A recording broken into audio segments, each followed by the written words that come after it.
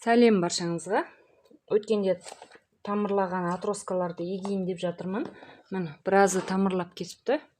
Соны қазір егетін боламын. Бұйыртса, жеке-жеке тамырымен қандай стаканға егем, соны бәрі. Мынау да міне тамырлап кетіпті, уже егетіндей болып. Міне. Қазір егіп бастайын біртіндеп бәрін. Топырақ, универсальный топыраққа көбіне теравита қолданып жүрмін. Ол жоқ болса, любой универсальный топыраққа агровальт араластырам. Себебі агровальт тамырын тез дамып, тамырының шірімеуіне жақсы да. Кейбір топырақтар тығыздалып қалады ғой. Сол тығыздалып қалмас үшін перлит араластырдым арасына и пенопластовый шариковый. Шариктері, оның зияны жоқ. Мынау перлит болса, мына пенопластовый шариковый сәл қосып жіберем, көп емес. Мына осындай топыраққа араластырам. Вермикулит бар, сосын мынандай осмокоттар бар. Жыл бойы витамин жасылда жапырақтары сочный жап-жасыл болып тұрады. Сол үшін мыналарды қазір топырағына стаканның астына саламын, дренаж ретінде. Негізі керамзит салсаңыздар да болады. Мынау осмокоттар, 6 ай 9 айға дейін витамин құймай, гүлдейтін гүлдер атроска кезінде гүлдеп, жапырақтылар жап-жасыл болып тұрады, жақсы өседі. Соған арналған витамин құймайтын. Мына бізге керек стакандар дайындап алдым түр-түрінен. Кіші атроскаларға кішісін, үлкеніне үлкен таңдап алатын боламын қазір. Мынау ирезинеден бастайын. Қасында басқа атроска ғой. Ирезине. Өткенде қызылгүл кескен едім ғой. Мына жерде мысалға айтатын нәрсе, мына жерде мына жапырақ екеуі бәрібір стаканға түскенде жаңағы ыңғайсыз болады. Сарғаяды бәрібір. Оны кесіп тастағаным дұрыс. Сонда мен стаканға тереңірек түсіріп ег аламын да, жаңағы екі жапырақ мешет етеді. Стаканға тереңірек тамырын бәрін көміп егем да, мына жағы сонда томпиып, сүп-сүйкімді болып көрінеді. Сол үшін кесіп тастадым екі жапырақпен. Топырағында шіріп, ол бір жапырағы шеп жатқан қажет емес. Бір средний стакан алсам ба деп едім. Средний стакан кездеспеді ғой бұған тек. Мынаны ала берейін, енді сәл ұзынша. Негізі қатты үлкен стакандар қажет емес. Мысалға мынаның ішіне егетін болсам, өсуін өседі, бірақ өте ұзақ. Мынау мысалға стакан үлкен болғандықтан ішіне топырақ көп салынып, сол топырақты кішкене тамыр игере алмай қалып шіріп кетуі мүмкін. Сондықтан осындай кішірек стаканға егемін. Бұған қажет емес, өзі кішкентай.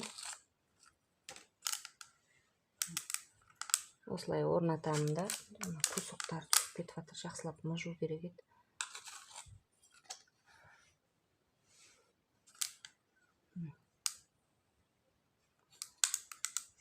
Осылай түсірем тамырын. Мен өзім осы атроскаларды ексем, дем аламын. Өзім бір тамырлатуға кесіп, оны тамырлағанын көріп, атроскамен айланысқанды өзім жақсы көремін. Кейбіреу нервісі шыдамайды. Кішкентай атроскалар өсіре алмаймын, өліп қалады. Оны кішкентай қылып егіп, кесіп отыратын нервім шыдамайды деп жатады. Үлкен гүлді дайын алғанын жақсы дейді. Кейбіреу бар, мен сияқты кішкентайынан өсірген жақсы көреді, кесіп сатқанды жақсы көреді, өзі бір хобби ретінде айланысатындар. Міне осындай сүп-сүйкімді қойдық. Мына стакан кішірек тамырына сәйкес болғандықтан алып кету керек. Мына жерде менің поддоным атроска салатын өзі кішкентай ғана, арнайы бір қазір бәрін бірақ осының ішіне салып суғарып шығатын болам. Толтырам қазір атроскаларын бәрін егіп. Мына жерде алдында колес теккен болатын. Байқасаңыздар, тамыры шығып бастапты. Жақсы жағдай. Бұның жағдайы жақсы. Осыған толтырамын қазір. Мынау алдында еккен отросткалар қойды уже. Оларда тамырлары шығып бастап жатыр. Қазір. Ал келесі кезекте бізде мынау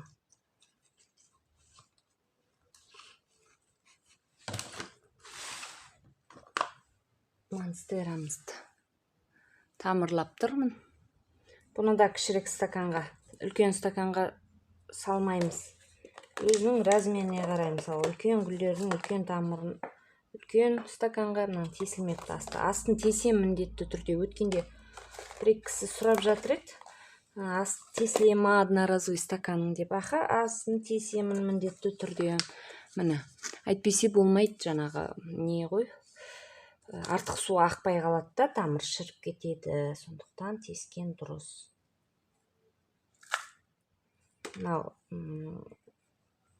пенопластовый шарик топырақты тығыздамас үшін.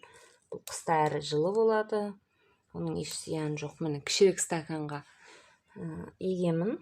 Кейінірек сәл өсіп жатса, үлкен горшокқа ауыстырып алам, болмаса жаңағы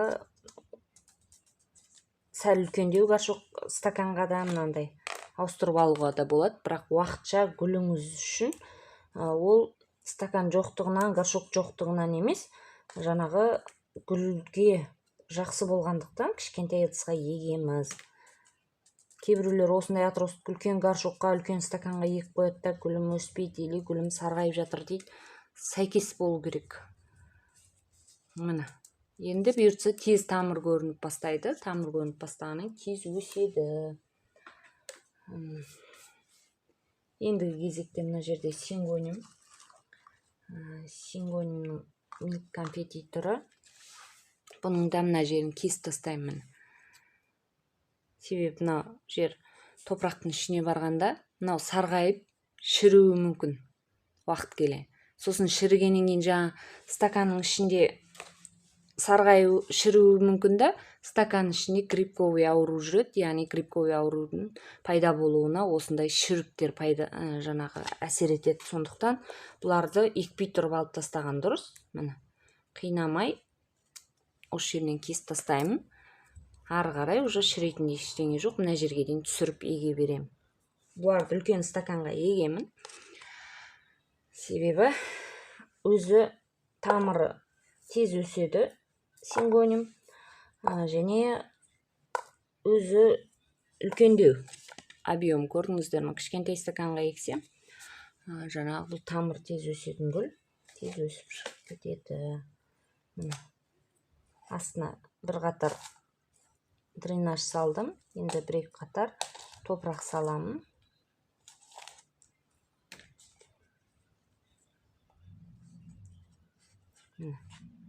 Неғұрлым төмен түсіріп ексеңіздер, соғұрлым өздеріңіз гүлдеріңізде томпиып, сүйкімді болып тұрады. Қазір түріне де қарайды ғой бәрі, алған затын. Сатып аларда түріне де қарайды. Жапырағы сарғайып тұрма, түр басы ұзарып тұрған жоқ па. Жапырақтары сол үшін живой гүлдердің өз түрі білініп тұрады. Сарғайып тұрмаған, өсіп тұрған гүлдің. Тамыры көрініп бастайды бұйыртса. Қазір суғарамыз. Ал енді монстерамсында. Тағы да монстералардың міне тамыры осындай жағдай.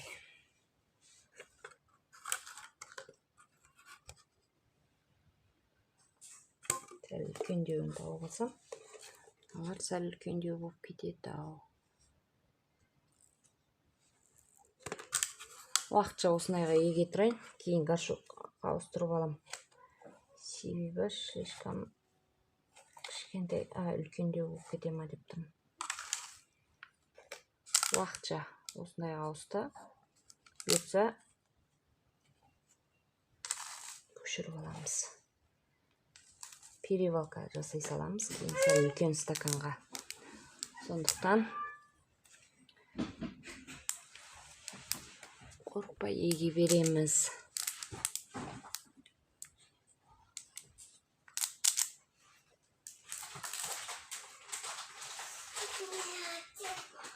Сосын бальзамин өзі кішкентай болғандықтан кішкентай атроскаға егеміз. Стаканға егеміз. Асты тесілген болу керек. Себебі әлі нәзік. Кішкентай стаканға еген деп отырмын, өз сияқты. Ой, қайда көрсетіп отырмын. Мына.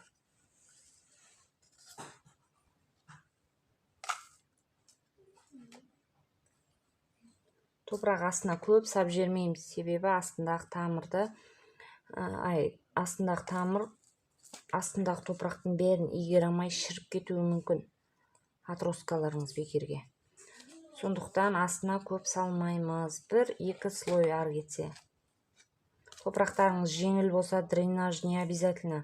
Егер топырақтарыңыз ауырлау, универсальный болса, бұрыннан бері көп екпеген гүлдеріңіз болып жатса, қолдарыңыз үйренбеген, онда дренаж салып жеріңіздер. Оның зияны жоқ, пайдасы болмаса.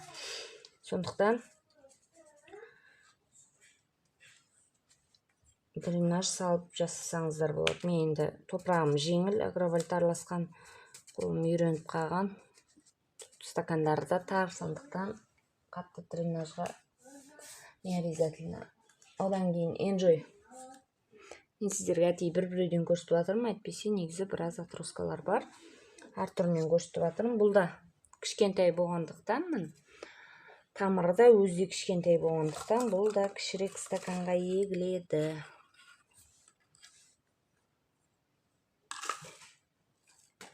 Слой міндетті түрде.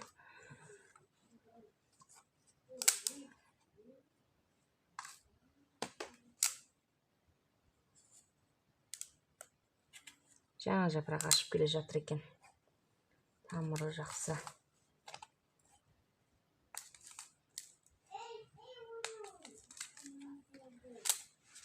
Негізі топырақ құрғақ болса, суғарып қойсаңыздар болады. Топырақ дымқыл болса, кейін суғарсаңыздар да болады. Мына. Жаңа жапырақ ашып келе жатыр, байқасаңыздар.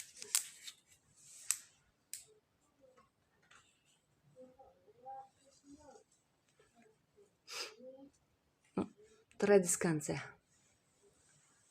Тез өседі, тез тамырлайды.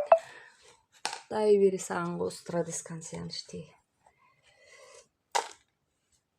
Топыраққа тығасысы да бір горшоктың түбіне гүлдердің сынып қалғандарын шығып кететін әдейі несін дренаж салып жатырмын. Пенопласт горшок үлкендеу болғаннан кейін.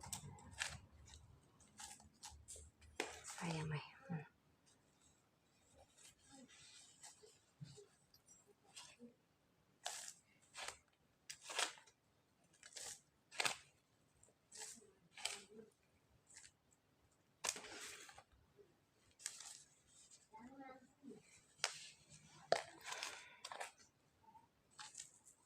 Үйреніп қалған мен уже қасықпен, стаканмен жұмыс істеп. Саусақтарым бәрі жүгіріп тұрады, қай жерге қанша топырақ салып, қанша не алатын бәрін. Міне. Мынау негізі әр жерден ветица, жаңағы сабақ жіберген, пышный болады, қалың болады.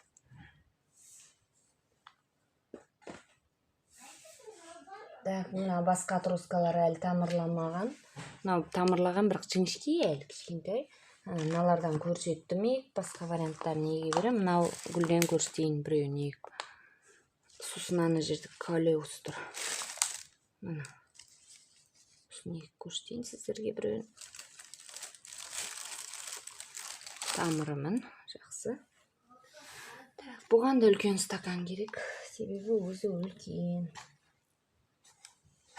Астына не керек? Жаңағы дренаж ретінде мынандай пенопласты шариктер арасында жүреді, соларды салып жіберем. Жаңағы угольдары жүреді, сосын жаңағы керамзиттер жүруші, соларды салып жіберем. Мен көп количество отростка егетін болғандықтан бүйтіп оны жекелеп отыратын уақытта керек. Сондықтан осылай егемін мен. Егер сіздердің егетін басқа жолдарыңыз болса, пайдалы ақпараттарыңыз болса, комментарияға жаза кетіңіздер. Мүмкін менің де білмейтінім бар шығар. Бет жағына да топырақ көп салмаймыз, жаңа тамырын көрдіңіздер ғой. Астыңғы топырақ, үстіңгі топырақ стаканның бәрін үлгермей кетеді. Сондықтан өзіне қажетті ғана топырағын саламыз. Кейін су құя басылып жатса, топырақ азайып жатса, үстінен құямыз, топырақ саламыз. Сосын мұнда калеус. Калеус та тамырлап тұр.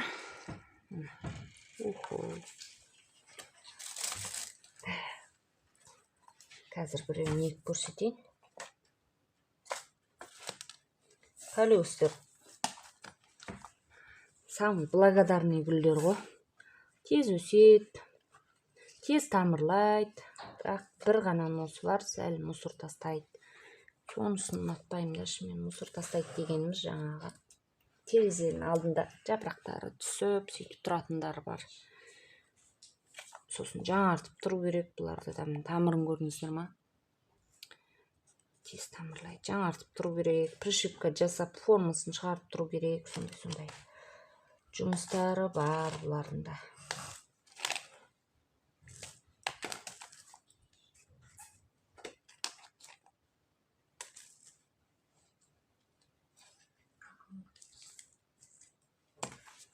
Егіп қойдым. Мына жердегі екі үлкен жапырағын кесіп тастайын деп тұрмын. Себебі мына жаққа қазір қалыңдай түседі сонда. Әйтпесе ол екі үлкен жапырақ күшті алып тұрады. Мына енді жарық жерге қойылғанда пышный болып қалыңдайды сонда. Сол қазір еккен отросткалардың түрін бір көрсетіп жіберейін сіздерге.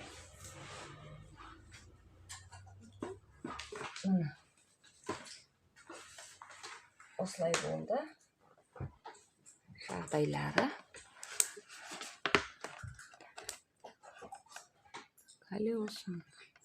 Осы бір-сыпыра осы отросткаларымды жайғап алсам, мен тағы да кесіп таяқта егемін, түсіретін болам бұйырса бәрін. Қазір енді бәріне аз-аздан су құйып шығам. Жаймен сіңіп пішеді.